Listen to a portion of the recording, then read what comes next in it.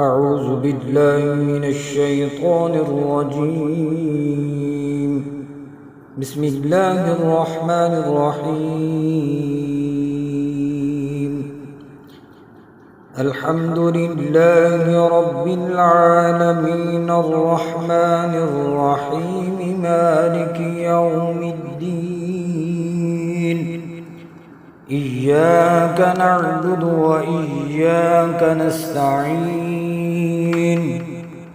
اهدنا الصراط المستقيم صراط الذين أنعمت عليهم غير المغضوب عليهم ولا الضالين.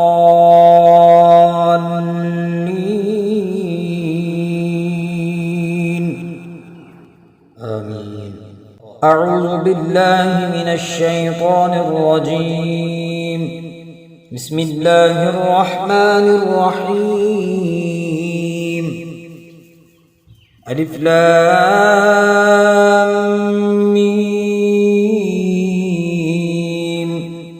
ذلك الكتاب لا ريب فيه هدى للمتقين الذين يؤمنون بالغيب ويقيمون الصلاة ومما رزقناهم ينفقون والذين يؤمنون بما أنزل إليك وما أنزل من قبلك وبالآخرة هم يوقنون أولئك على هدى من ربهم وأولئك هم المفلحون. إن الذين كفروا سواء عليهم أأنذرتهم أم لم تنذرهم لا يؤمنون. ختم الله على قلوبهم وعلى سمعهم وعلى أبصارهم غشاوة ولهم عذاب عظيم. ومن الناس من يقول آمنا بالله وباليوم الآخر وما هم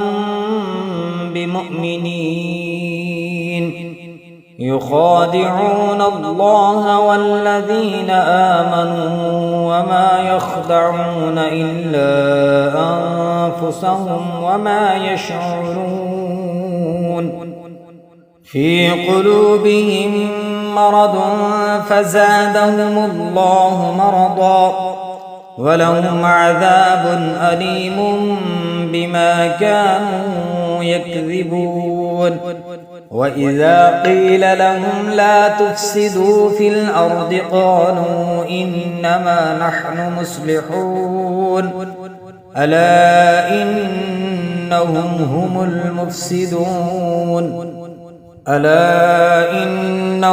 هم المفسدون ولكن لا يشعرون. وإذا قيل لهم آمنوا كما آمن الناس قالوا أنؤمن كما آمن السفهاء ألا إنهم هم السفهاء ولكن لا يعلمون. وإذا لقوا الذين آمنوا قالوا آمنا وإذا خلوا إلى شياطينهم قالوا إنا معكم إنما نحن مستهزئون. الله يستهزئ بهم ويمدهم في طغيانهم يعمهون. أولئك الذين اشتروا الضلالة بالهدى فما ربحت تجارتهم وما كانوا مهتدين. مثلهم كمثل الذي استوقد نارا فلما أضاءت ما حوله ذهب الله بنورهم وتركهم في ظلمات لا يبصرون صم بكم عمي فهم لا يرجعون أو كصيب من السماء فيه ظلمات ورعد وبرق يجعلون أصابعهم في آذانهم من الصواعق حذر الموت والله محيط بالكافرين يكاد البرق يخطف أبصارهم كلما أضاء لهم مشوا فيه وإذا أظلم عليهم قاموا ولو شاء الله لذهب بسمعهم وأبصارهم إن الله على كل شيء قدير يا أيها الناس اعبدوا ربكم الذي خلقكم والذين من قبلكم لعلكم تتقون الذي جعل لكم الأرض فراشا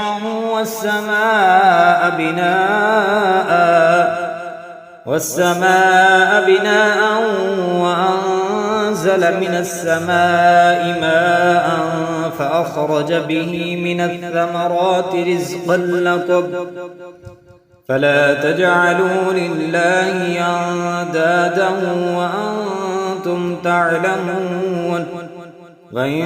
كنتم في ريب مما نزلنا على عبدنا فأتوا بسورة من مثله وادعوا شهداءكم من دون الله إن كنتم صادقين فإن لم تفعلوا ولن تفعلوا فاتقوا النار التي وقودها الناس والحجارة أعدت للكافرين فإن لم تفعلوا ولن تفعلوا فاتقوا النار التي وقودها الناس والحجارة أعدت للكافرين وبشر الذين آمنوا وعملوا الصالحات أن لهم جنات تجري من تحتها الأنهار كلما رزقوا منها من ثمرة رزقا قالوا هذا الذي رزقنا من قبل وأتوا به متشابها ولهم فيها أزواج مطهرة وهم فيها خالدون إن الله لا يستحيي أن يضرب مثلا ما بعودة فما فوقها فأما الذين آمنوا فيعلمون أنه الحق من ربهم وأما الذين كفروا فيقولون ماذا أراد الله بهذا مثلا يضل به كثيرا ويهدي به كثيرا وما يضل به إلا الفاسقين الذين ينقضون عهد الله من بعد ميثاقه ويقطعون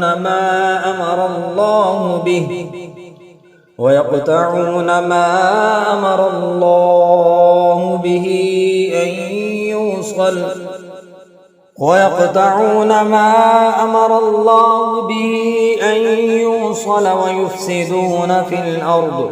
أولئك هم الخاسرون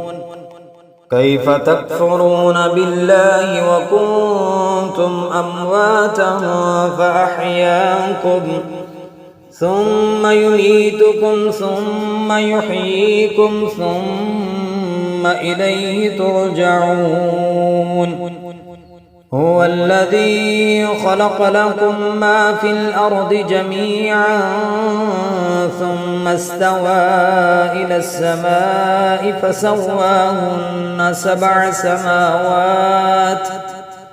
وهو بكل شيء عليم. وإذ قال ربك للملائكة إني جاعل في الأرض خليفة قالوا أتجعل فيها من يفسد فيها ويسفك الدماء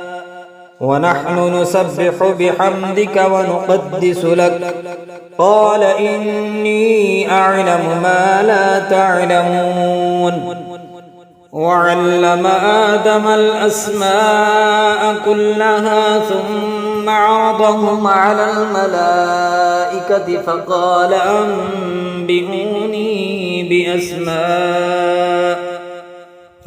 أنبئوني بأسماء هؤلاء إن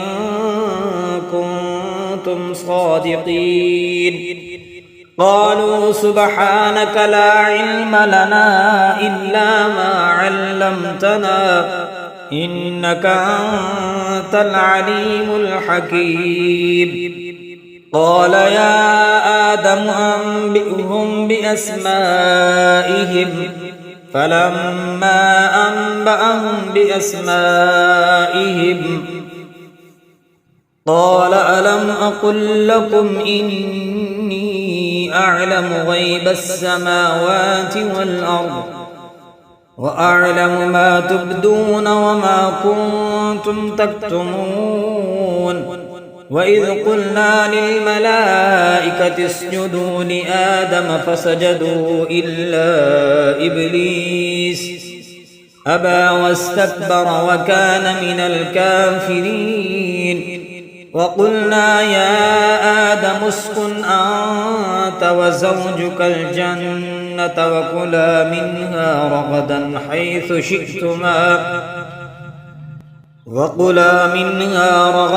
حيث شئتما ولا تقربا هذه الشجرة فتكونا من الظالمين. فأزلهما الشيطان عنها فأخرجهما مما كانا فيه وقلنا اهبطوا بعضكم لبعض عدو ولكم في الأرض مستقر ومتاع إلى حين. فتلقى آدم من ربه كلمات فتاب عليه إنه هو التواب الرحيم. قلنا اهبطوا منها جميعا فإما يأتينكم مني هدى فمن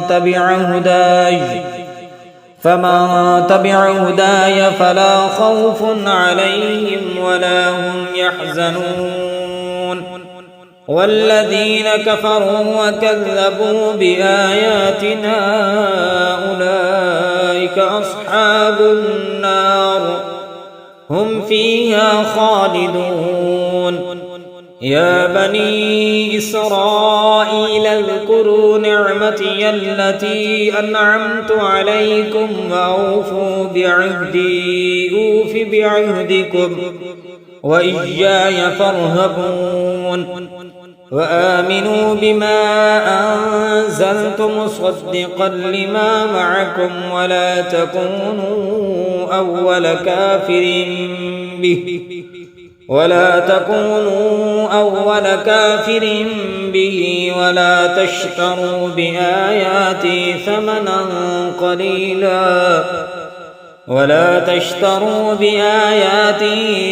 ثمنا قليلا وإياي فاتقون. ولا تلبسوا الحق بالباطل وتكتموا الحق وأنتم تعلمون. وأقيموا الصلاة وآتوا الزكاة واركعوا مع الراكعين.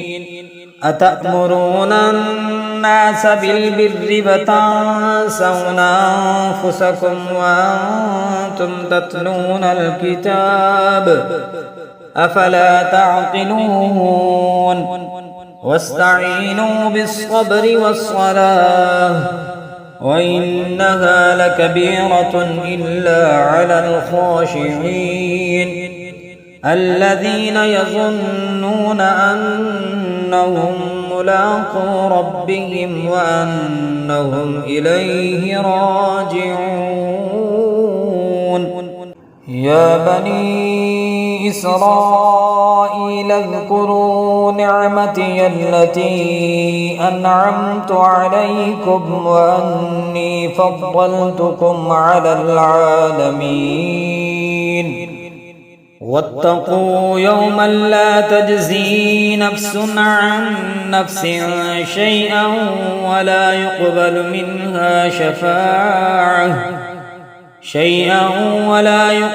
منها شفاعة ولا يؤخذ منها عدل ولا هم ينصرون. وإذ نجيناكم من آل فرعون يسومونكم سوء العذاب يذبحون أبناءكم ويستحيون نساءكم وفي ذلكم بلاء من ربكم عظيم. وإذ فرقنا بكم البحر فأنجيناكم وأغرقنا آل فرعون وأنتم تنظرون. وإذ واعدنا موسى 40 ليلة ثم اتخذتم العجل من بعده وأنتم ظالمون ثم عفونا عنكم من بعد ذلك لعلكم تشكرون. وإذ آتينا موسى الكتاب والفرقان لعلكم تهتدون. وإذ قال موسى لقومه يا قوم إنكم ظلمتم أنفسكم باتخاذكم العجل فتوبوا إلى بارئكم فاقتلوا أنفسكم ذلكم خير لكم عند بارئكم فتاب عليكم إنه هو التواب الرحيم. وإذ قلتم يا موسى لن نؤمن لك حتى نرى الله جهرة فأخذتكم الصاعقة وأنتم تنظرون ثم بعثناكم من بعد موتكم لعلكم تشكرون. وظللنا عليكم الغمام وأنزلنا عليكم المن والسلوى كلوا من طيبات ما رزقناكم وما ظلمونا ولكن كانوا أنفسهم يظلمون. وإذ قلنا ادخلوا هذه القرية فكلوا منها حيث شئتم رغدا وادخلوا الباب سجدا وقولوا حطة نغفر لكم خطاياكم وسنزيد المحسنين. فبدل الذين ظلموا قولا غير الذي قيل لهم فأنزلنا على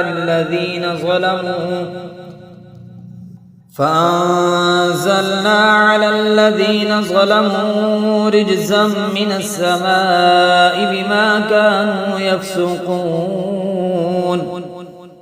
وإذ استسقى موسى لقومه فقلنا اضرب بعصاك الحجر فانفجرت منه 12 عينا قد علم كل أناس مشربهم كلوا واشربوا من رزق الله ولا تعثوا في الأرض مفسدين وإذ قلتم يا موسى لن نصبر على طعام واحد فادع لنا ربك يخرج لنا مما تنبت الأرض من بقلها وقثائها وفومها وعدسها وبصلها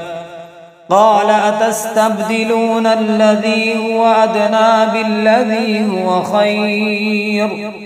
اهبطوا مصرا فإن لكم ما سألتم وضربت عليهم الذلة والمسكنة وباءوا بغضب من الله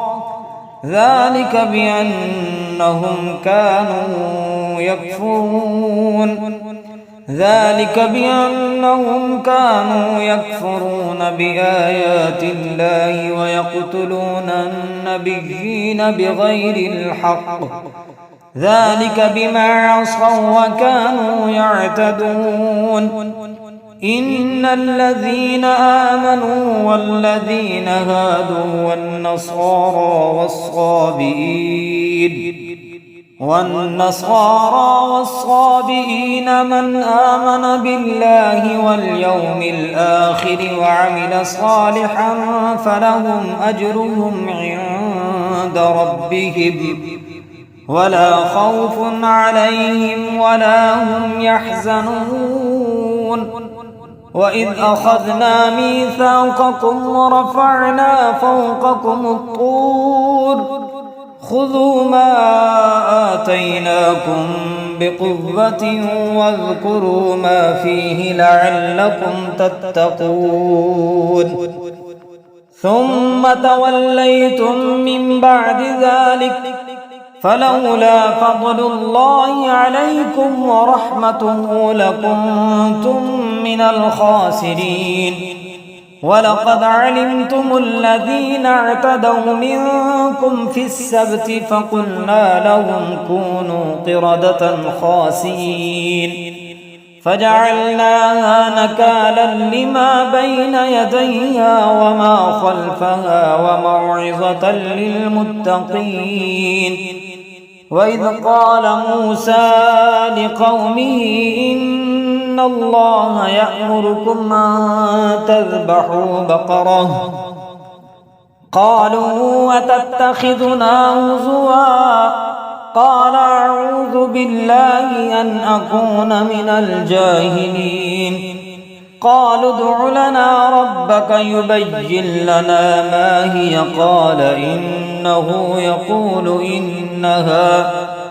قال إنه يقول إنها بقرة لا فارض ولا بكر عوان بين ذلك فافعلوا ما تؤمرون قالوا ادع لنا ربك يبين لنا ما لونها قال إنه يقول إنها بقرة صفراء فاقع لونها تسر الناظرين قالوا ادع لنا ربك يبين لنا ما هي إن البقرة شابه علينا وإنا إن شاء الله لمهتدون قال إنه يقول إنها بقرة لا ذلول تثير الأرض ولا تسقي الحرث مسلمة لا شية فيها قالوا الآن جئت بالحق فذبحوها وما كادوا يفعلون وإذ قتلتم نفسا فادارأتم فيها والله مخرج ما كنتم تكتمون فقلنا اضربوه ببعضها كذلك يحيي الله الموتى ويريكم آياته لعلكم تعقلون ثم قست قلوبكم من بعد ذلك فهي كالحجارة أو أشد قسوة وإن من الحجارة لما يتفجر منه الأنهار وإن منها لما يشقق فيخرج منه الماء وإن منها لما يحبط من خشية الله وما الله بغافل عما تعملون أفتطمعون أن يؤمنوا لكم وقد كان فريق منهم يسمعون كلام الله ثم يحرفونه من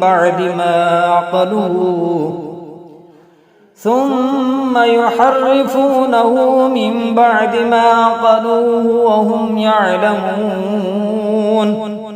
وإذا لقوا الذين آمنوا قالوا آمنا وإذا خلا بعضهم إلى بعض قالوا أتحدثونهم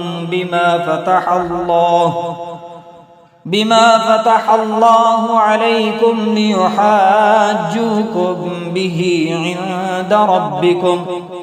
أفلا تعقلون أولا يعلمون أن الله يعلم ما يسرون وما يعلنون ومنهم أميون لا يعلمون الكتاب إلا أماني وإن هم إلا يظنون فويل للذين يكتبون الكتاب بأيديهم ثم يقولون هذا من عند الله ليشتروا به ثمنا قليلا فويل لهم مما كتبت أيديهم وويل لهم مما يكسبون وقالوا لن تمسنا النار إلا أياما معدودة قل أتخذتم عند الله عهدا فلن يخلف الله عهده أم تقولون على الله ما لا تعلمون بلى من كسب سيئة وأحاطت به خطيئته فأولئك أصحاب النار هم فيها خالدون والذين آمنوا وعملوا الصالحات أولئك أصحاب الجنة هم فيها خالدون وإذ أخذنا ميثاق بني إسرائيل لا تعبدون إلا الله وبالوالدين إحسانا وذي القربى واليتامى والمساكين وقولوا للناس حسنا وأقيموا الصلاة وآتوا الزكاة ثم توليتم إلا قليلا منكم وأنتم معرضون وإذ أخذنا ميثاقكم لا تسفكون دماءكم ولا تخرجون أنفسكم من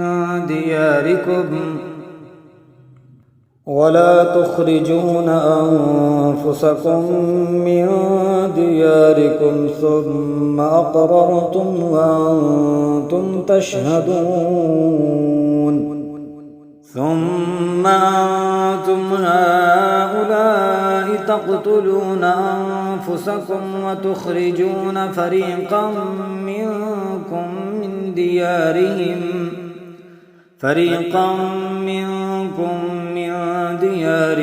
تظاهرون عليهم بالإثم والعدوان وإن يأتوكم أسارى تفادوهم وهو محرم عليكم إخراجهم أفتؤمنون ببعض الكتاب وتكفرون ببعض فما جزاء من يفعل ذلك منكم إلا خزي في الحياة الدنيا ويوم القيامة يردون إلى أشد العذاب وما الله بغافل عما تعملون أولئك الذين اشتروا الحياة الدنيا بالآخرة فلا يخفف عنهم العذاب ولا هم ينصرون ولقد آتينا موسى الكتاب وقفينا من بعده بالرسل وآتينا عيسى ابن مريم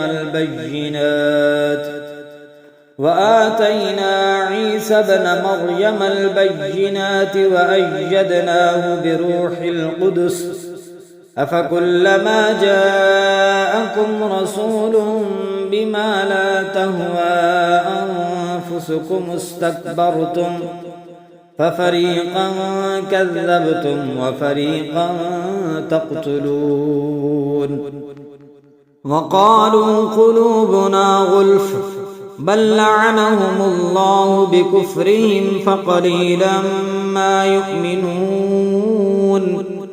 ولما جاءهم كتاب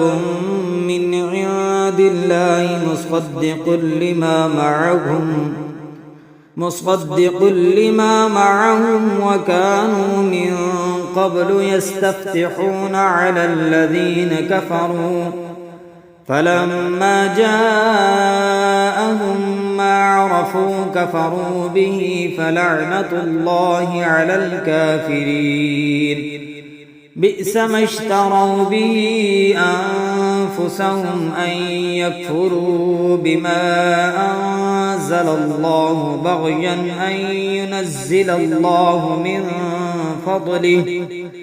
أن ينزل الله من فضله على من يشاء من عباده فباءوا بغضب على غضب وللكافرين عذاب مهين وإذا قيل لهم آمنوا بما أنزل الله قالوا نؤمن بما أنزل علينا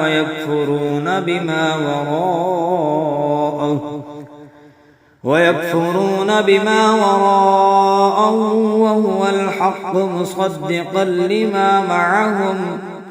قل فلم تقتلون أنبياء الله من قبل إن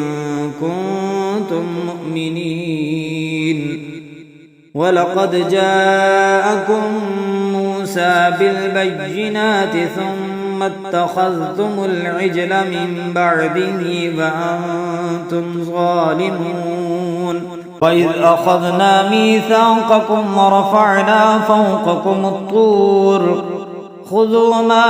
آتيناكم بقوة واسمعوا قالوا سمعنا وعصينا وأشربوا في قلوبهم العجل بكفرهم قل بئس ما يأمركم به إيمانكم إن كنتم مؤمنين قل إن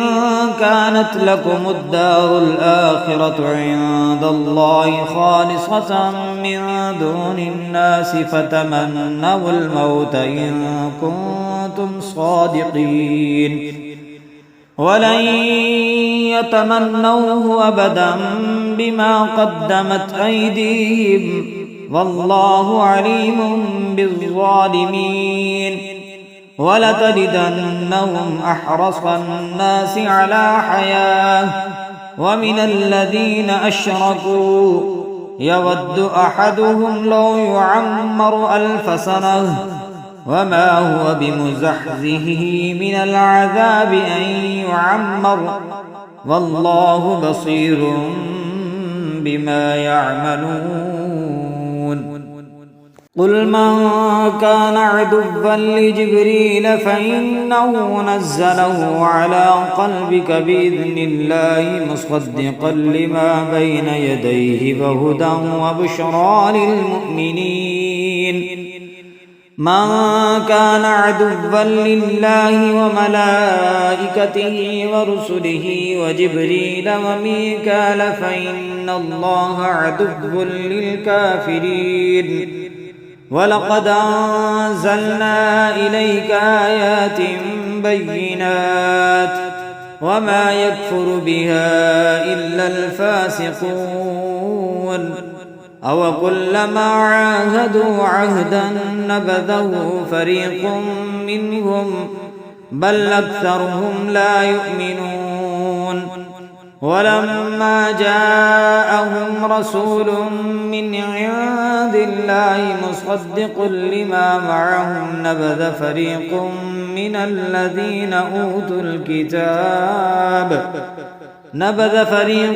من الذين أوتوا الكتاب كتاب الله وراء ظهورهم كأنهم لا يعلمون واتبعوا ما تتلو الشياطين على ملك سليمان وما كفر سليمان ولكن الشياطين كفروا يعلمون الناس السحر وما أنزل على الملكين ببابل هاروت وماروت وما يعلمان من أحد حتى يقولا إنما نحن فتنة فلا تكفر فيتعلمون منهما ما يفرقون به بين المرء وزوجه وما هم بضارين به من أحد إلا بإذن الله ويتعلمون ما يضرهم ولا ينفعهم ولقد علموا لمن اشتراه ما له في الآخرة من خلاق ولبئس ما شروا به أنفسهم لو كانوا يعلمون ولو أنهم آمنوا واتقوا لمثوبة من عند الله خير لو كانوا يعلمون يا أيها الذين آمنوا لا تقولوا راعنا وقولوا انظرنا واسمعوا وللكافرين عذاب أليم ما يود الذين كفروا من أهل الكتاب ولا المشركين أن ينزل عليكم من خير من ربكم والله يختص برحمته من يشاء والله ذو الفضل العظيم ما ننسخ من آية أو ننسها نأت بخير منها أو مثلها ألم تعلم أن الله على كل شيء قدير ألم تعلم أن الله له ملك السماوات والأرض وما لكم من دون الله من ولي ولا نصير أم تريدون أن تسألوا رسولكم كما سئل موسى من قبل ومن يتبدل الكفر بالإيمان فقد ضل سواء السبيل ود كثير من أهل الكتاب لو يردونكم من بعد إيمانكم كفارا حسدا من عند أنفسهم من بعد ما تبين لهم الحق حسدا من عند أنفسهم من بعد ما تبين لهم الحق فاعفوا واصفحوا حتى يأتي الله بأمره إن الله على كل شيء قدير وأقيموا الصلاة وآتوا الزكاة وما تقدموا لأنفسكم من خير تجدوه عند الله إن الله بما تعملون بصير. وقالوا لن يدخل الجنة إلا من كان هودا أو نصارى تلك أمانيهم قل هاتوا برهانكم إن كنتم صادقين. بلى من أسلم وجهه لله وهو محسن فله أجره عند ربه ولا خوف عليهم ولا هم يحزنون. وقالت اليهود ليست النصارى على شيء وقالت النصارى ليست اليهود على شيء وهم يتلون الكتاب كذلك قال الذين لا يعلمون مثل قولهم فالله يحكم بينهم يوم القيامة فيما كانوا فيه يختلفون. ومن أظلم ممن منع مساجد الله أن يذكر فيها اسمه وسعى في خرابها أولئك ما كان لهم أن يدخلوها إلا خائفين لهم في الدنيا خزي ولهم في الآخرة عذاب عظيم. ولله المشرق والمغرب فأينما تولوا فثم وجه الله إن الله واسع عليم. وقالوا اتخذ الله ولدا سبحانه بل له ما في السماوات والأرض كل له قانتون. بديع السماوات والأرض وإذا قضى أمرا فإنما يقول له كن فيكون. وقال الذين لا يعلمون لولا يكلمنا الله أو تأتينا آية كذلك قال الذين من قبلهم مثل قولهم تشابهت قلوبهم قد بينا الآيات لقوم يوقنون. إنا أرسلناك بالحق بشيرا ونذيرا ولا تسأل عن أصحاب الجحيم. ولن ترضى عنك اليهود ولا النصارى حتى تتبع ملتهم قل إن هدى الله هو الهدى ولئن اتبعت أهواءهم بعد الذي جاءك من العلم ما لك من الله من ولي ولا نصير. الذين آتيناهم الكتاب يتلونه حق تلاوته أولئك يؤمنون به ومن يكفر به فأولئك هم الخاسرون. يا بني إسرائيل اذكروا نعمتي التي أنعمت عليكم وأني فضلتكم على العالمين. واتقوا يوما لا تجزي نفس عن نفس شيئا ولا يقبل منها عدل ولا تنفعها شفاعة ولا هم ينصرون. وإذ ابتلى إبراهيم ربه بكلمات فأتمهن قال إني جاعلك للناس إماما قال ومن ذريتي قال لا ينال عهد الظالمين. وإذ جعلنا البيت مثابة للناس وأمنا واتخذوا من مقام إبراهيم مصلى وعهدنا إلى إبراهيم وإسماعيل أن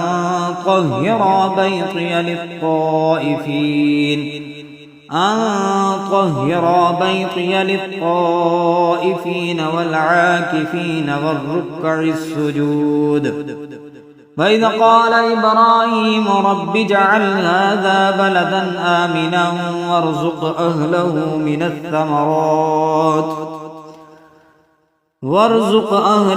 من الثمرات من آمن منهم بالله واليوم الآخر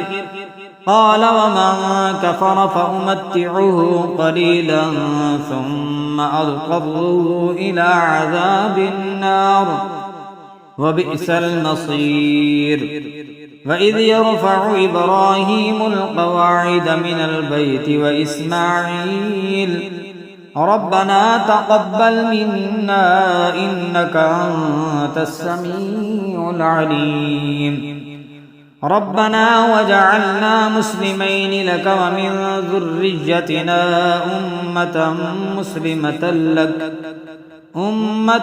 مسلمة لك وأرنا مناسكنا وتب علينا إنك أنت التواب الرحيم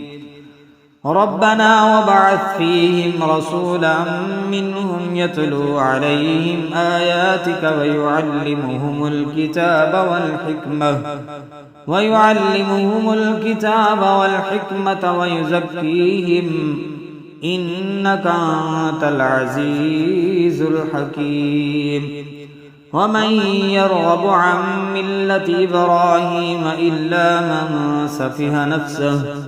ولقد اصطفيناه في الدنيا وإنه في الآخرة لمن الصالحين. إذ قال له ربه أسلم قال أسلمت لرب العالمين. ووصى بها إبراهيم بنيه ويعقوب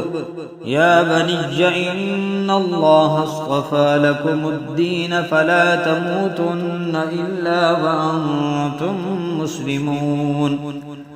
أم كنتم شهداء إذ حضر يعقوب الموت إذ قال لبنيه ما تعبدون من بعدي قالوا نعبد إلهك وإله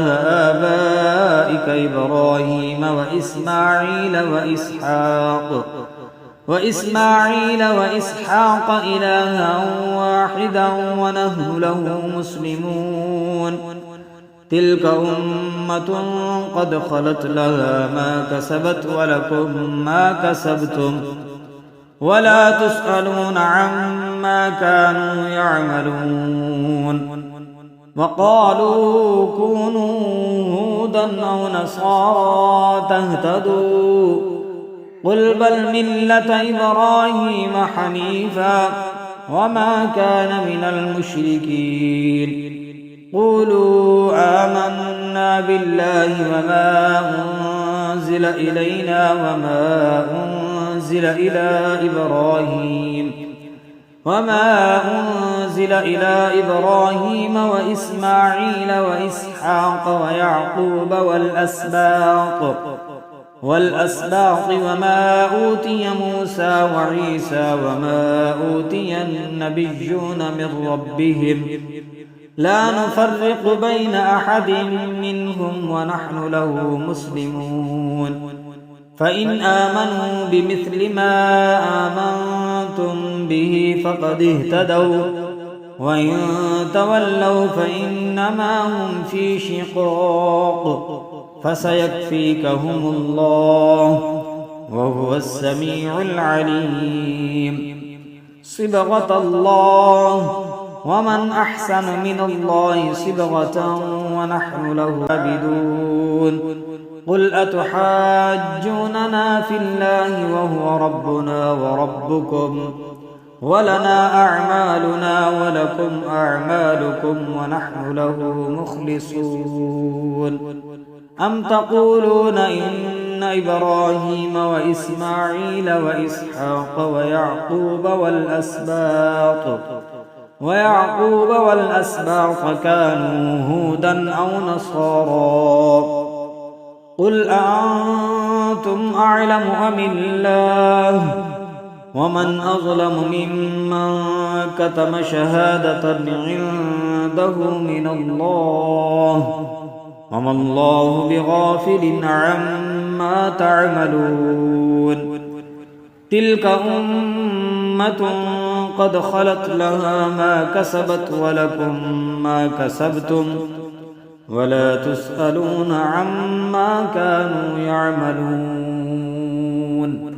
سيقول السفهاء من الناس ما ولاهم عن قبلتهم التي كانوا عليها قل لله المشرق والمغرب يهدي من يشاء إلى صراط مستقيم وكذلك جعلناكم أمة وسطا لتكونوا شهداء على الناس ويكون الرسول عليكم شهيدا وما جعلنا القبلة التي كنت عليها إلا لنعلم من يتبع الرسول ممن ينقلب على عقبيه وإن كانت لكبيرة إلا على الذين هدى الله وما كان الله ليضيع إيمانكم إن الله بالناس لرؤوف رحيم قد نرى تقلب وجهك في السماء فلنولينك قبلة ترضاها فول وجهك شطر المسجد الحرام وحيث ما كنتم فولوا وجوهكم شطره وإن الذين أوتوا الكتاب ليعلمون أنه الحق من ربهم وما الله بغافل عما يعملون ولئن أتيت الذين أوتوا الكتاب بكل آية ما تبعوا قبلتك وما أنت بتابع قبلتهم وما بعدهم بتابع قبلة بعد ولئن اتبعت أهواءهم من بعد ما جاءك من العلم إنك إذا لمن الظالمين الذين آتيناهم الكتاب يعرفونه كما يعرفون أبناءهم وإن فريقا منهم ليكتمون الحق وهم يعلمون الحق من ربك فلا تكونن من الممترين ولكل وجهة هو موليها فاستبقوا الخيرات أينما تكونوا يأت بكم الله جميعا إن الله على كل شيء قدير ومن حيث خرجت فول وجهك شطر المسجد الحرام وإنه للحق من ربك وما الله بغافل عما تعملون ومن حيث خرجت فول وجهك شطر المسجد الحرام وحيث ما كنتم فولوا وجوهكم شطره لئلا يكون للناس عليكم حجة إلا الذين ظلموا منهم فلا تخشوهم واخشوني ولأتم نعمتي عليكم ولعلكم تهتدون كما أرسلنا فيكم رسولا منكم يتلو عليكم آياتنا ويزكيكم ويعلمكم الكتاب والحكمة ويعلمكم ما لم تكونوا تعلمون فاذكروني أذكركم واشكروا لي ولا تكفرون. يا أيها الذين آمنوا استعينوا بالصبر والصلاة إن الله مع الصابرين. ولا تقولوا لمن يقتل في سبيل الله أموات بل أحياء ولكن لا تشعرون. ولنبلونكم بشيء من الخوف والجوع ونقص من الأموال والأنفس والثمرات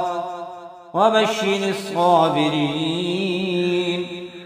الذين إذا أصابتهم مصيبة قالوا إنا لله وإنا إليه راجعون. أولئك عليهم صلوات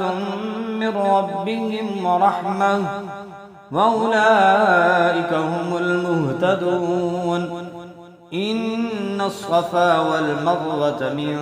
شعائر الله فمن حج البيت أو اعتمر فلا جناح عليه أن يطوف بهما ومن تطوع خيرا فإن الله شاكر عليم. إن الذين يكتمون ما أنزلنا من البينات والهدى من بعد ما بيناه للناس في الكتاب أولئك يلعنهم الله ويلعنهم اللاعنون إلا الذين تابوا وأصلحوا وبينوا فأولئك أتوب عليهم وأنا التواب الرحيم. إن الذين كفروا وماتوا وهم كفار أولئك عليهم لعنة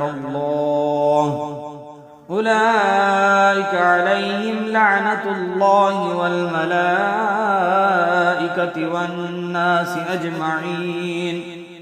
خالدين فيها لا يخفف عنهم العذاب ولا هم ينظرون. وإلهكم إله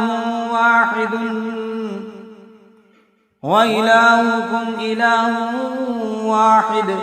لا إله إلا هو الرحمن الرحيم. إن في خلق السماوات والأرض واختلاف الليل والنهار والفلك التي تجري في البحر بما ينفع الناس وما أنزل الله من السماء من ماء فأحيا به الأرض بعد موتها وبث فيها من كل دابة وتصريف الرياح والسحاب المسخر بين السماء والأرض لآيات لقوم يعقلون. ومن الناس من يتخذ من دون الله أندادا يحبونهم كحب الله والذين آمنوا أشد حبا لله ولو يرى الذين ظلموا إذ يرون العذاب أن القوة لله جميعا وأن الله شديد العذاب. إذ تبرأ الذين اتبعوا من الذين اتبعوا ورأوا العذاب وتقطعت بهم الأسباب. وقال الذين اتبعوا لو أن لنا كرة فنتبرأ منهم كما تبرأوا منا كذلك يريهم الله أعمالهم حسرات عليهم وما هم بخارجين من النار. يا أيها الناس كلوا مما في الأرض حلالا طيبا ولا تتبعوا خطوات الشيطان إنه لكم عدو مبين. إنما يأمركم بالسوء والفحشاء وأن تقولوا على الله ما لا تعلمون. وإذا قيل لهم اتبعوا ما أنزل الله قالوا بل نتبع ما ألفينا عليه آباءنا أولو كان آباؤهم لا يعقلون شيئا ولا يهتدون. ومثل الذين كفروا كمثل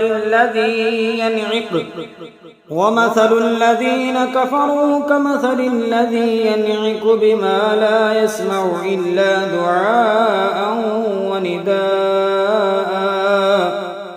صم بكم عمي فهم لا يعقلون. يا أيها الذين آمنوا كلوا من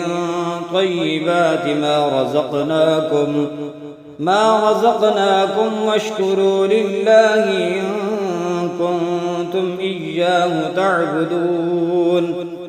إنما حرم عليكم الميتة والدم ولحم الخنزير وما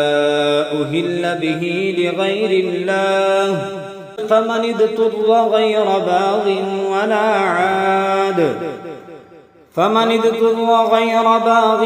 ولا عاد فلا إثم عليه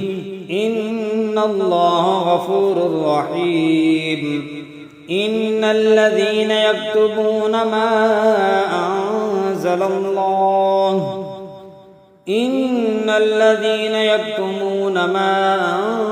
أنزل الله من الكتاب ويشترون به ثمنا قليلا أولئك ما يأكلون في بطونهم إلا النار ولا يكلمهم الله يوم القيامة ولا يزكيهم ولهم عذاب أليم. أولئك الذين اشتروا الضلالة بالهدى والعذاب بالمغفرة فما أصبرهم على النار. ذلك بأن الله نزل الكتاب بالحق وإن الذين اختلفوا في الكتاب لفي شقاق بعيد. ليس البر أن تولوا وجوهكم قبل المشرق والمغرب ولكن البر من آمن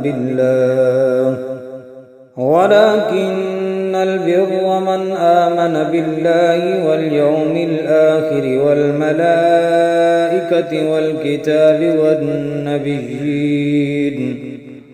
وآتى المال على حبه ذوي القربى واليتامى والمساكين وابن السبيل والسائلين وفي الرقاب وأقام الصلاة وآتى الزكاة والموفون بعهدهم إذا عاهدوا والصابرين في البأساء والضراء وحين البأس أولئك الذين صدقوا وأولئك هم المتقون. يا أيها الذين آمنوا كتب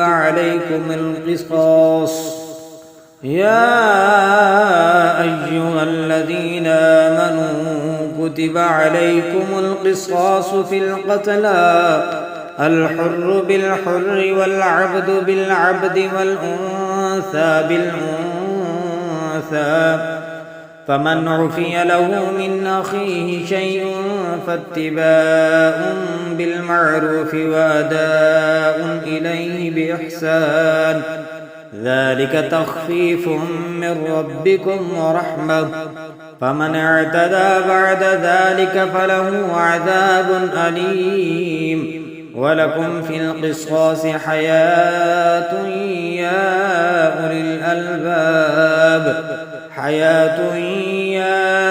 أولي الألباب لعلكم تتقون. كتب عليكم إذا حضر أحدكم الموت إن ترك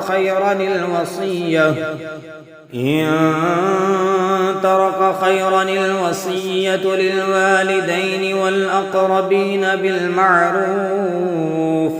حقا على المتقين. فمن بدله بعدما سمعه فإنما إثمه على الذين يبدلونه، إن الله سميع عليم. فمن خاف من موص جنفا أو إثما فأصلح بينهم فلا إثم عليه، إن الله غفور رحيم. يا أيها الذين آمنوا كتب عليكم الصيام كما كتب على الذين من قبلكم لعلكم تتقون. أياما معدودات، فمن كان منكم مريضا أو على سفر فعدة من أيام أخر، وعلى الذين يطيقونه فدية طعام مسكين، فمن تطوع خيرا فهو خير له، وأن تصوموا خير لكم إن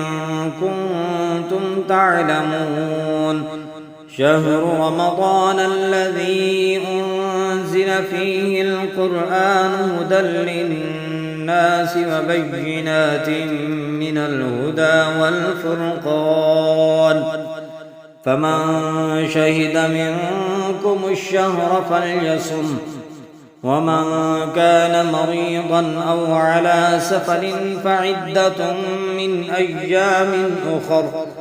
يريد الله بكم اليسر ولا يريد بكم العسر ولتكملوا العدة ولتكبروا الله على ما هداكم ولعلكم تشكرون.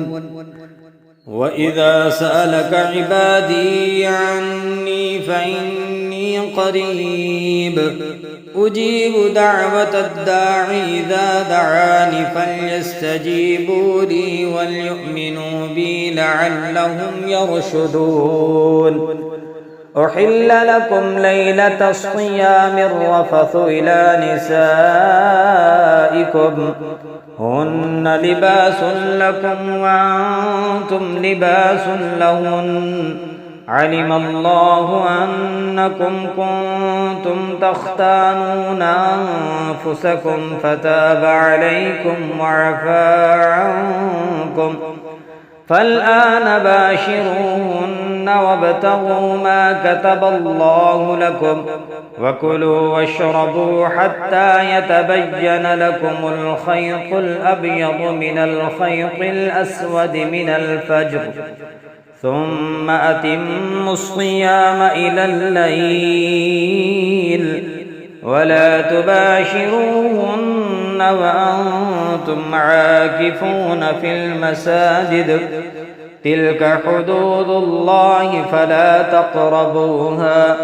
كذلك يبين الله آياته للناس لعلهم يتقون. ولا تأكلوا أموالكم بينكم بالباطل وتدلوا بها إلى الحكام لتأكلوا فريقا من أموال الناس بالإثم وأنتم تعلمون. يسألونك عن الأهلة قل هي مواقيت للناس والحج وليس البر بأن تأتوا البيوت من ظهورها ولكن البر من اتقى وأتوا البيوت من أبوابها واتقوا الله لعلكم تفلحون وقاتلوا في سبيل الله الذين يقاتلونكم ولا تعتدوا إن الله لا يحب المعتدين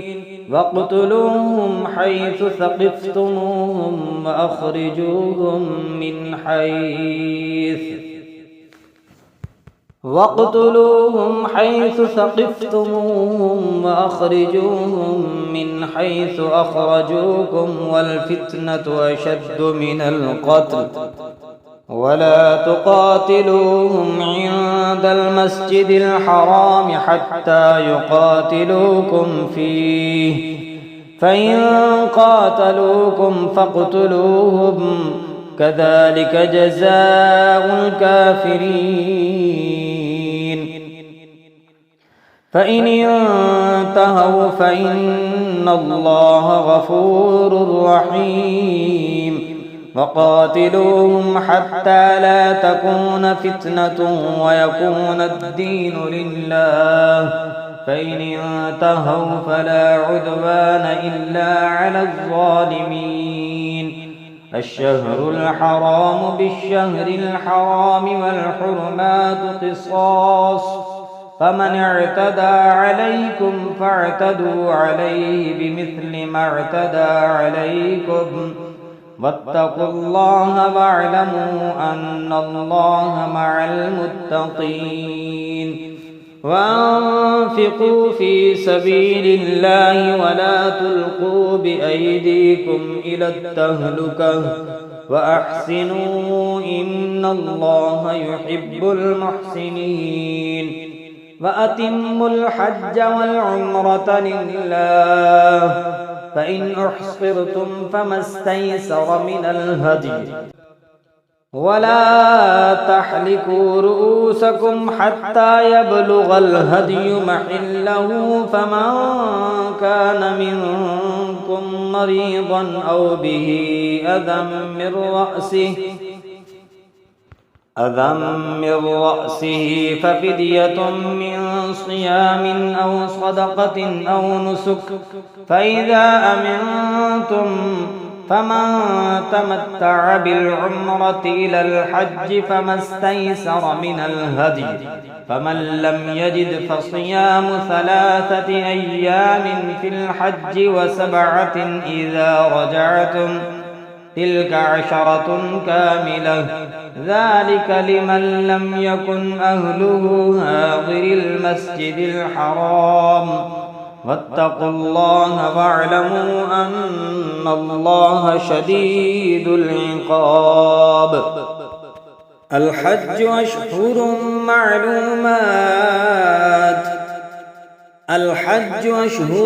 معلومات فمن فرض فيهن الحج فلا رفث ولا فسوق ولا جدال في الحج وما تفعلوا من خير يعلمه الله وتزودوا فإن خير الزاد التقوى واتقون يا أولي الألباب ليس عليكم جناح أن تبتغوا فضلا من ربكم فإذا أفضتم من عرفات فاذكروا الله عند المشعر الحرام واذكروه كما هداكم وإن كنتم من قبله لمن الضالين ثم أفيضوا من حيث أفاض الناس واستغفروا الله إن الله غفور رحيم فإذا قضيتم مناسككم فاذكروا الله كذكركم آباءكم أو أشد ذكرا فمن الناس من يقول ربنا آتنا في الدنيا وما له في الآخرة من خلاق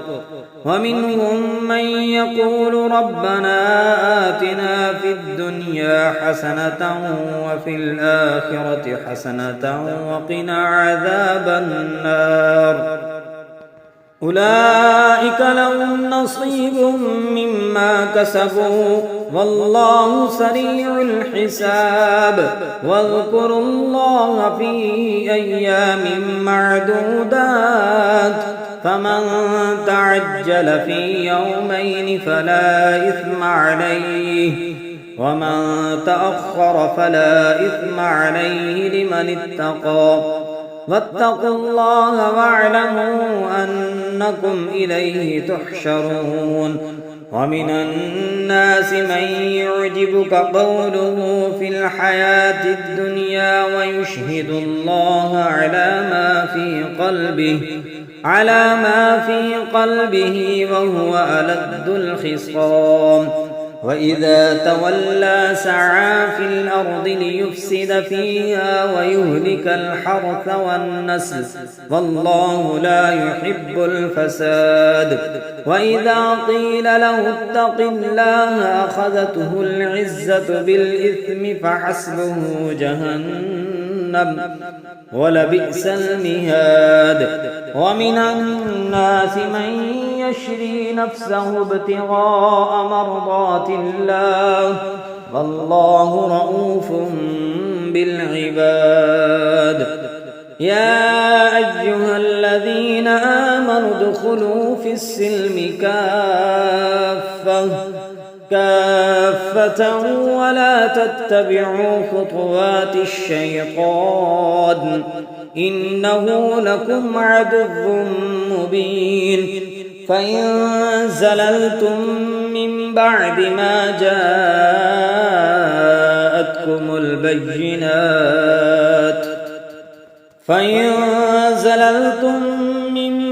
ما جاءتكم البينات فاعلموا أن الله عزيز حكيم هل ينظرون إلا أن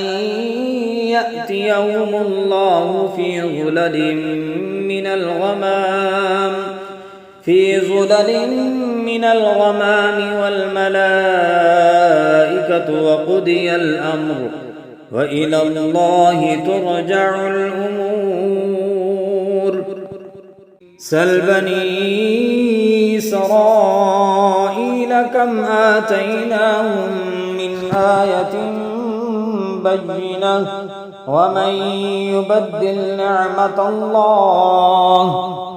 ومن يبدل نعمة الله من بعد ما جاءته فإن الله شديد العقاب زين للذين كفروا الحياة الدنيا ويسخرون من الذين آمنوا والذين اتقوا فوقهم يوم القيامة والله يرزق من يشاء بغير حساب كان الناس أمة واحدة فبعث الله النبيين مبشرين ومنذرين وأنزل معهم الكتاب بالحق ليحكم بين الناس فيما اختلفوا فيه وما اختلف فيه إلا الذين أوتوه من بعد ما جاءتهم البينات بغيا بينهم فهدى الله الذين آمنوا لما اختلفوا فيه من الحق بإذنه والله يهدي من يشاء إلى صراط مستقيم أم حسبتم أن تدخلوا الجنة ولما يأتكم مثل الذين خلوا من قبلكم مستهم البأساء والضراء وزلزلوا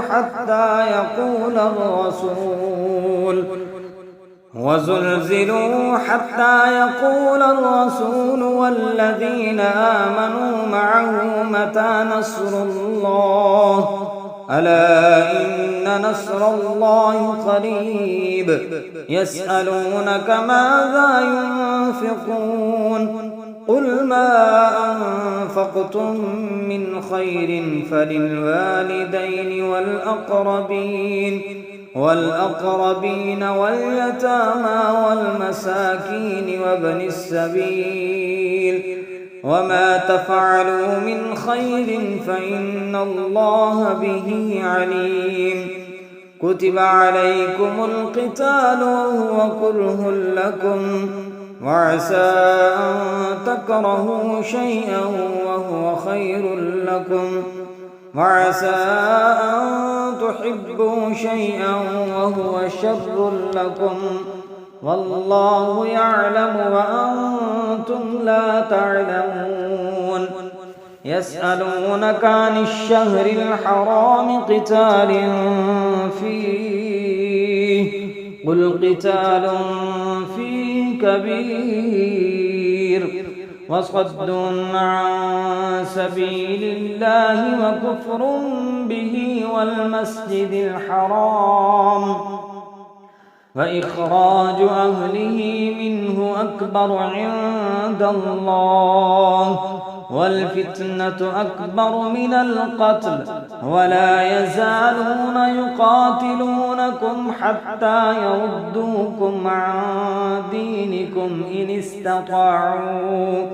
ومن يرتد منكم عن دينه فيمت وهو كافر فأولئك حبطت أعمالهم في الدنيا والآخرة وأولئك أصحاب النار هم فيها خالدون إن الذين آمنوا والذين هاجروا وجاهدوا في سبيل الله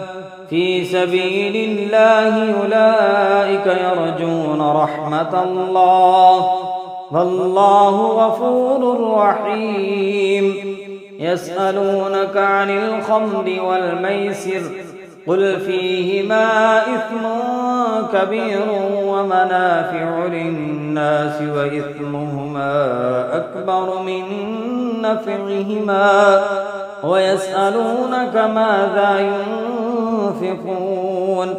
قل العفو كذلك يبين الله لكم الآيات لعلكم تتفكرون في الدنيا والآخرة ويسألونك عن اليتامى قل إصلاح لهم خير وإن تخالطوهم فإخوانكم والله يعلم المفسد من المصلح ولو شاء الله لأعنتكم إن الله عزيز حكيم ولا تنكحوا المشركات حتى يؤمنن ولأمة مؤمنة خير من مشركة ولو أعجبتكم ولا تنكحوا المشركين حتى يؤمنوا ولعبد مؤمن خير من مشرك ولو أعجبكم أولئك يدعون إلى النار والله يدعو إلى الجنة والمغفرة بإذنه ويبين آياته للناس لعلهم يتذكرون ويسألونك عن المحيض قل هو أذى فاعتزلوا النساء في المحيض فاعتزلوا النساء في المحيض ولا تقربوهن حتى يطهرن فإذا تطهرن فأتوهن من حيث أمركم الله إن الله يحب التوابين ويحب المتطهرين نساؤكم حرث لكم فأتوا حرثكم أنى شئتم وقدموا لأنفسكم واتقوا الله واعلموا أنكم ملاقوه وبشر المؤمنين ولا تجعلوا الله عرضة لأيمانكم أن تبروا وتتقوا وتصلحوا بين الناس والله سميع عليم لا يؤاخذكم الله باللغو في أيمانكم ولكن يؤاخذكم بما كسبت قلوبكم والله غفور حليم للذين يؤلون من نسائهم تربص 4 أشهر فإن فاءوا فإن الله غفور رحيم وإن عزموا الطلاق فإن الله سميع عليم والمطلقات يتربصن بأنفسهن 3 قروء ولا يحل لهن أن يكتمن ما خلق الله في أرحامهن إن كن يؤمن بالله واليوم الآخر وبعولتهن أحق بردهن في ذلك إن أرادوا إصلاحا ولهن مثل الذي عليهن بالمعروف وللرجال عليهن درجة والله عزيز حكيم الطلاق 2 فإمساك بمعروف أو تسريح بإحسان ولا يحل لكم أن تأخذوا مما آتيتموهن شيئا إلا أن يخافا ألا يقيما حدود الله فإن خفتم ألا يقيما حدود الله فلا جناح عليهما فيما افتدت به تلك حدود الله فلا تعتدوها ومن يتعد حدود الله فأولئك هم الظالمون فإن طلقها فلا تحل له من بعد حتى تنكح زوجا غيره فإن طلقها فلا جناح عليهما أن يتراجعا إن ظنا أن يقيما حدود الله وتلك حدود الله يبينها لقوم يعلمون وإذا طلقتم النساء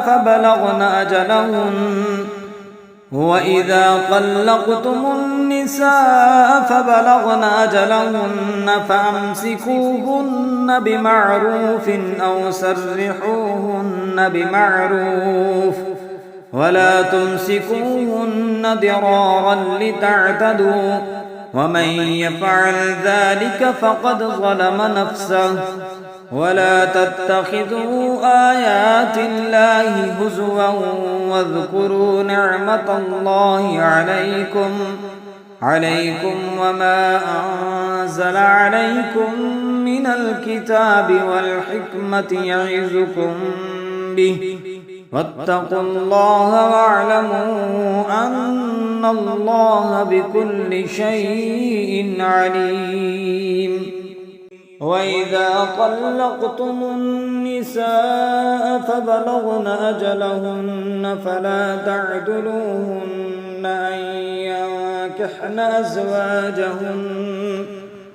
أن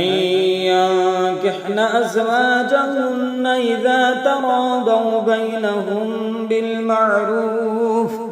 ذلك يوعظ به من كان منكم يؤمن بالله واليوم الآخر، ذلكم أزكى لكم وأطهر، والله يعلم وأنتم لا تعلمون. والوالدات يرضعن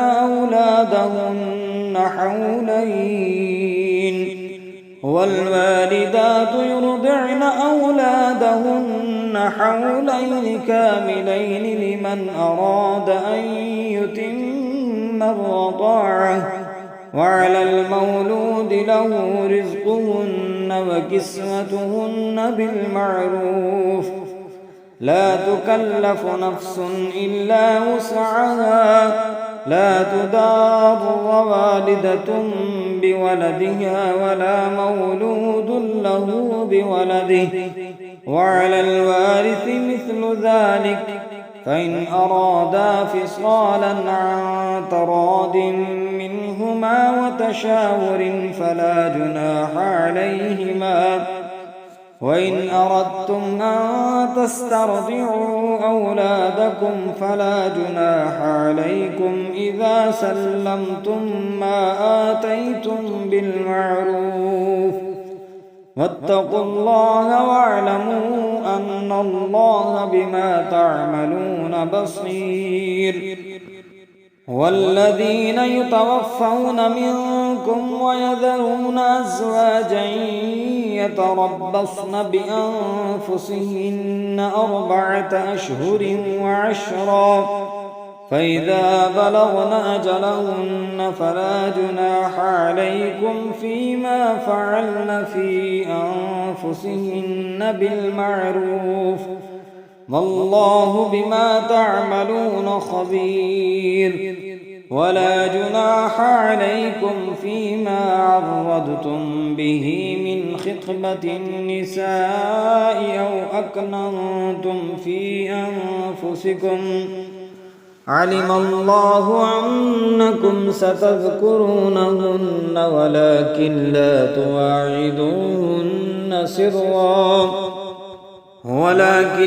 تواعدوهن سرا إلا أن تقولوا قولا معروفا، ولا تعزموا عقدة النكاح حتى يبلغ الكتاب أجله، واعلموا أن الله يعلم ما في أنفسكم فاحذروا، واعلموا أن الله غفور حليم. لا جناح عليكم إن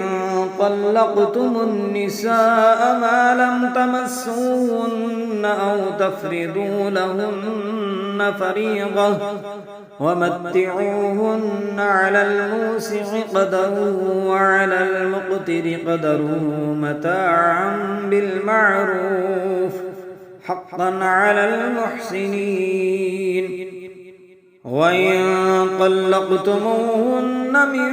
قبل أن تمسوهن وقد فرضتم لهن فريضة فنصف ما فرضتم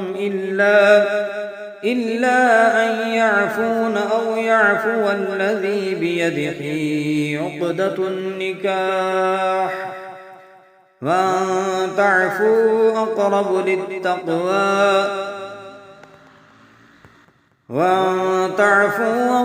للتقوى ولا تنسوا الفضل بينكم، إن الله بما تعملون بصير. حافظوا على الصلوات والصلاة الوسطى وقوموا لله قانتين، فإن خفتم فرجالا أو ركبانا، فإذا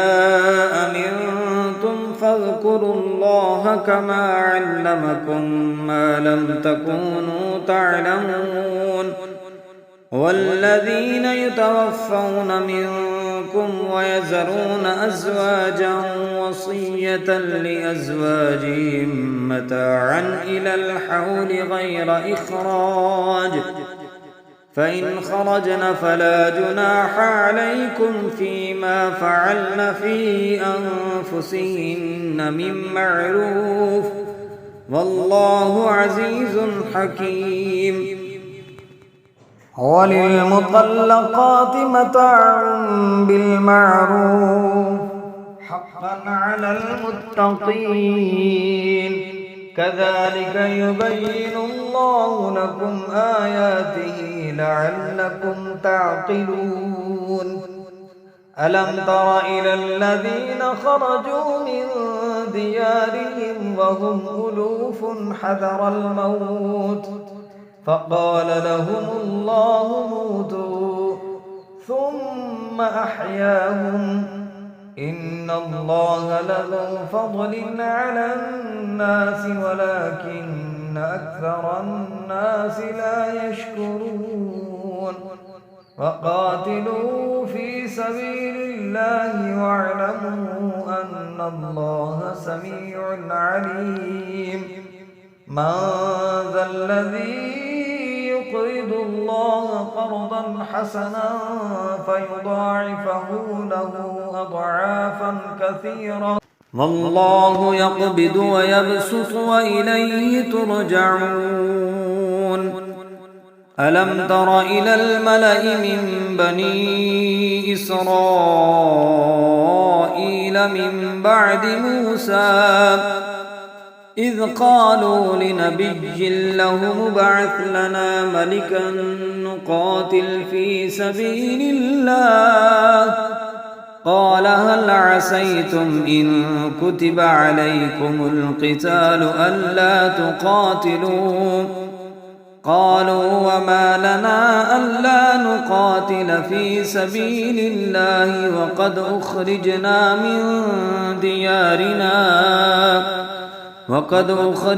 من ديارنا وأبنائنا، فلما كتب عليهم القتال تولوا إلا قليلا منهم، والله عليم بالظالمين. وقال لهم نبيهم إن الله قد بعث لكم طالوت ملكا، قالوا أنى يكون له الملك علينا ونحن أحق بالملك منه ولم يؤت سعة من المال، قال إن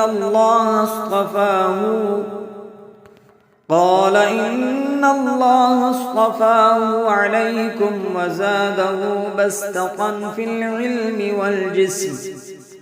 والله يؤتي ملكه من يشاء والله واسع عليم. وقال لهم نبيهم إن آية ملكه أن يأتيكم التابوت فيه سكينة من ربكم وبقية مما ترك آل موسى وآل هارون تحمله الملائكة، إن في ذلك لآية لكم إن كنتم مؤمنين. فلما فصل طالوت بالجنود قال إن الله مبتليكم بنهر، فمن شرب منه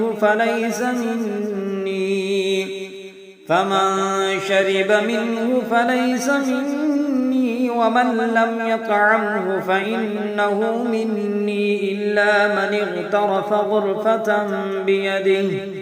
فشربوا منه إلا قليلا منهم. فلما جاوزه هو والذين آمنوا معه قالوا لا طاقة لنا اليوم بجالوت وجنوده، قال الذين يظنون أنهم ملاقو الله كم من فئة قليلة غلبت فئة كثيرة بإذن الله والله مع الصابرين. ولما برزوا لجالوت وجنوده قالوا ربنا أفرغ علينا صبرا وثبت أقدامنا وانصرنا على القوم الكافرين. فهزموهم بإذن الله وقتل داود جالوت وآتاه الله الملك والحكمة وعلمه مما يشاء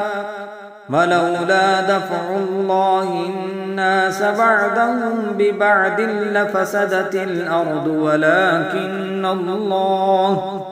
ولكن الله ذو فضل على العالمين. تلك آيات الله نتلوها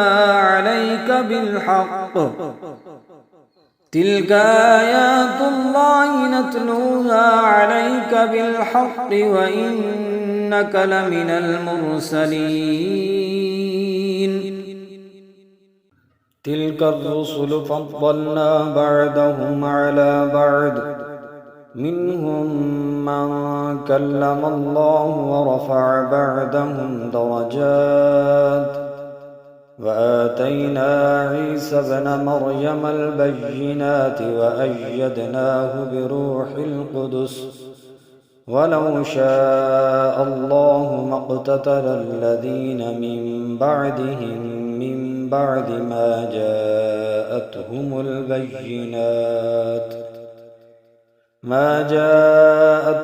البينات ولكن اختلفوا فمنهم من آمن ومنهم من كفر ولو شاء الله ما اقتتلوا ولكن الله يفعل ما يريد. يا أيها الذين آمنوا أنفقوا مما رزقناكم من قبل أن يأتي يوم لا بيع فيه ولا خلة ولا شفاعة والكافرون هم الظالمون. الله لا إله إلا هو الحي القيوم لا تأخذه سنة ولا نوم له ما في السماوات وما في الأرض. من ذا الذي يشفع عنده إلا بإذنه يعلم ما بين أيديهم وما خلفهم ولا يحيطون بشيء من علمه إلا بما شاء وسع كرسيه السماوات والأرض ولا يئوده حفظهما وهو العلي العظيم. لا إكراه في الدين قد تبين الرشد من الغي فمن يكفر بالطاغوت ويؤمن بالله فقد استمسك بالعروة الوثقى لا انفصام لها والله سميع عليم. الله ولي الذين آمنوا يخرجهم من الظلمات إلى النور والذين كفروا أولياؤهم الطاغوت يخرجونهم من النور إلى الظلمات أولئك أصحاب النار هم فيها خالدون. ألم تر إلى الذي حاج إبراهيم في ربه أن آتاه الله الملك إذ قال إبراهيم ربي الذي يحيي ويميت قال أنا أحيي وأميت. قال إبراهيم فإن الله يأتي بالشمس من المشرق فأت بها من المغرب فبهت الذي كفر والله لا يهدي القوم الظالمين. أو كالذي مر على قرية وهي خاوية على عروشها قال أنى يحيي هذه الله بعد موتها فأماته الله 100 عام ثم بعث. قال كم لبثت؟ قال لبثت يوما أو بعد يوم. قال بل لبثت 100 عام فانظر إلى طعامك وشرابك لم يتسنه وانظر إلى حمارك ولنجعلك آية للناس وانظر إلى العظام كيف ننشزها ثم نكسوها لحما. فلما تبين له قال أعلم أن الله على كل شيء قدير. وإذ قال إبراهيم رب أرني كيف تحيي الموتى قال أولم تؤمن قال بلى ولكن ليطمئن قلبي. قال فخذ 4 من الطير فصرهن إليك ثم اجعل على كل جبل منهن جزءا ثم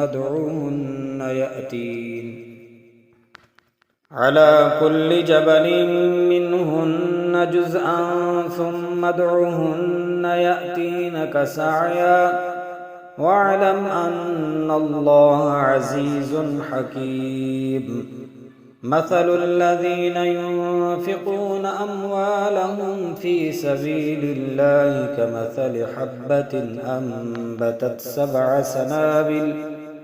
7 سنابل في كل سنبلة 100 حبة والله يضاعف لمن يشاء والله واسع عليم. الذين ينفقون أموالهم في سبيل الله ثم لا يتبعون ما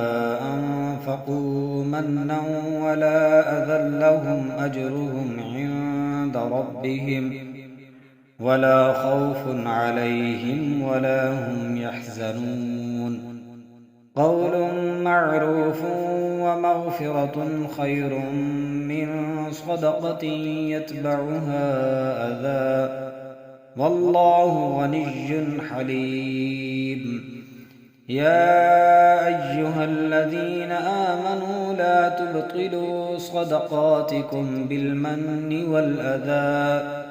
كالذي ينفق ماله رئاء الناس ولا يؤمن بالله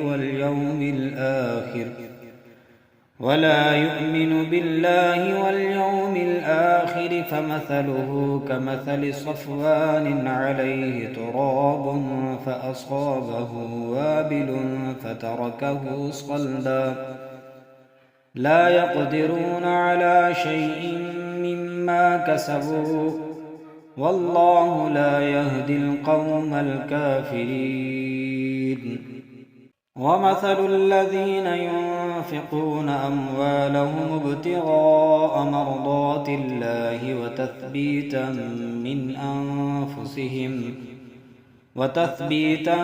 من أنفسهم كمثل جنة بربوة أصابها وابل فآتت أكلها ضعفين فإن لم يصبها وابل فطل والله بما تعملون بصير.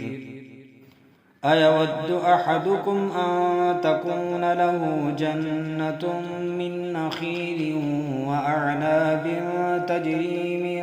تحتها الأنهار من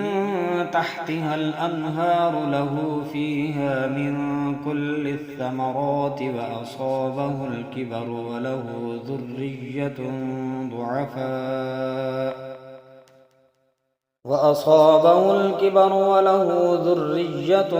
ضعفاء فأصابها إعصار فيه نار فاحترقت كذلك يبين الله لكم الآيات لعلكم تتفكرون يا أيها الذين آمنوا أنفقوا من طيبات ما كسبتم ومما أخرجنا لكم من الأرض ولا تيمموا الخبيث منه تنفقون ولستم بآخذيه إلا أن تغمدوا فيه واعلموا أن الله غني حميد الشيطان يعدكم الفقر ويأمركم بالفحشاء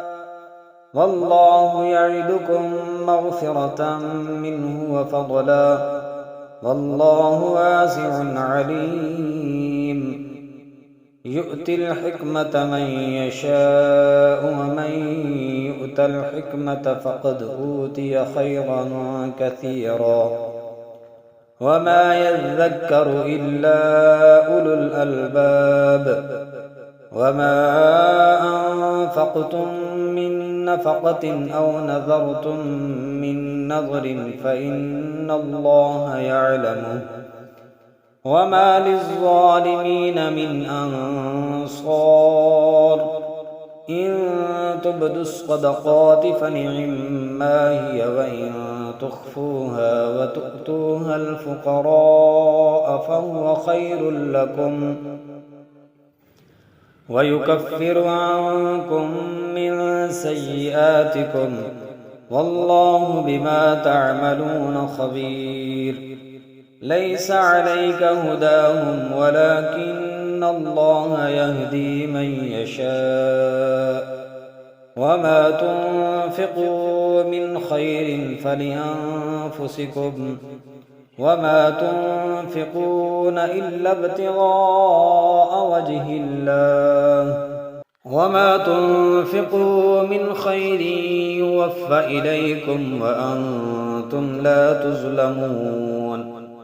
للفقراء الذين أحصروا في سبيل الله لا يستطيعون ضربا في الأرض يحسبهم الجاهل أغنياء من التعفف تعرفهم بسيماهم لا يسألون الناس إلحافا وما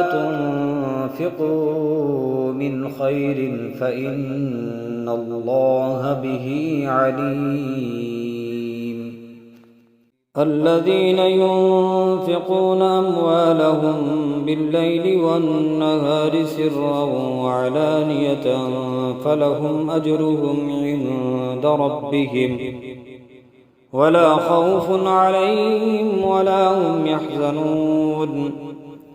الذين يأكلون الربا لا يقومون إلا كما يقوم الذي يتخبطه الشيطان من المس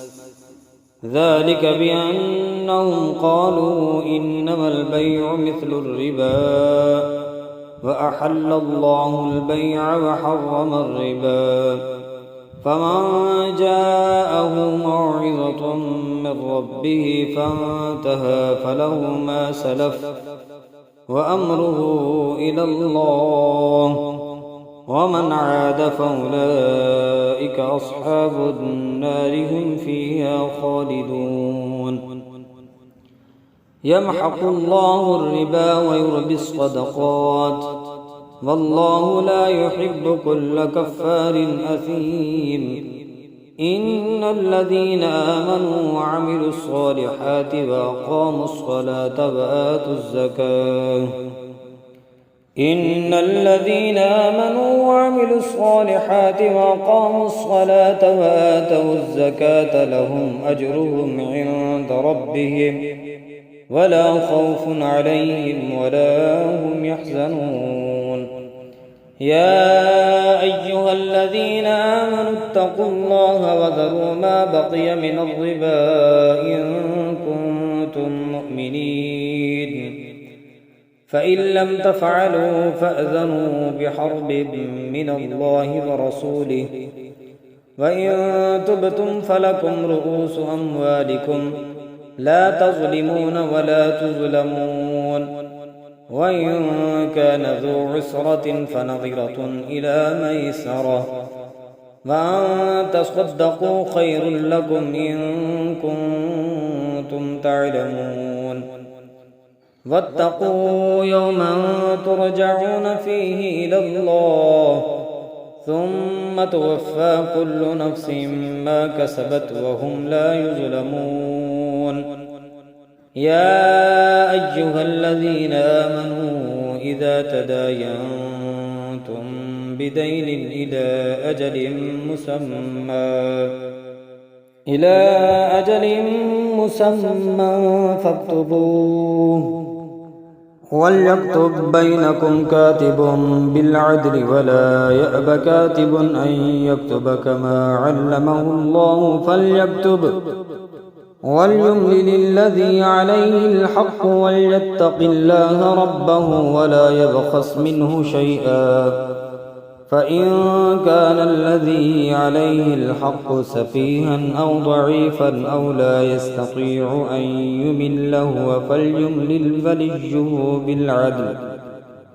واستشهدوا شهيدين من رجالكم فإن لم يكونا رجلين فرجل وامرأتان ممن ترضون من الشهداء أن تضل إحداهما فتذكر إحداهما الأخرى ولا يأبى الشهداء إذا ما دعوا ولا تسأموا أن تكتبوا صغيرا أو كبيرا إلى أجله ذلكم مقسط عند الله وأقوم للشهادة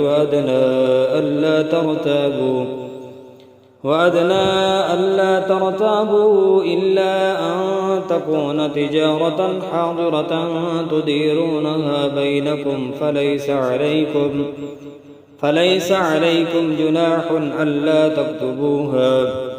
وأشهدوا إذا تبايعتم ولا يضار كاتب ولا شهيد وإن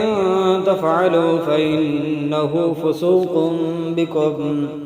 واتقوا الله ويعلمكم الله والله بكل شيء عليم وإن كنتم على سفر ولم تجدوا كاتبا فرهان مقبودة فإن أمن بعضكم بعدا فليؤد الذي اؤتمن أمانته وليتق الله ربه ولا تكتموا الشهادة ومن يكتمها فإنه آثم قلبه والله بما تعملون عليم ولا تكتموا الشهادة ومن يكتمها فإنه آثم قلبه والله بما تعملون عليم لله ما في السماوات وما في الأرض وإن تبدوا ما في أنفسكم أو تخفوه يحاسبكم به الله فيغفر لمن يشاء ويعذب من يشاء والله على كل شيء قدير آمن الرسول بما أنزل إليه من ربه والمؤمنون كل آمن بالله وملائكته وكتبه ورسله لا نفرق بين أحد من رسله وقالوا سمعنا وأطعنا غفرانك ربنا وإليك المصير لا يكلف الله نفسا إلا وسعها لها ما كسبت وعليها ما اكتسبت ربنا لا تؤاخذنا إن نسينا أو أخطأنا ربنا ولا تحمل علينا إصرا كما حملته على الذين من قبلنا ربنا ولا تحملنا ما لا طاقة لنا به واعف عنا واغفر لنا وارحمنا أنت مولانا فانصرنا على القوم الكافرين.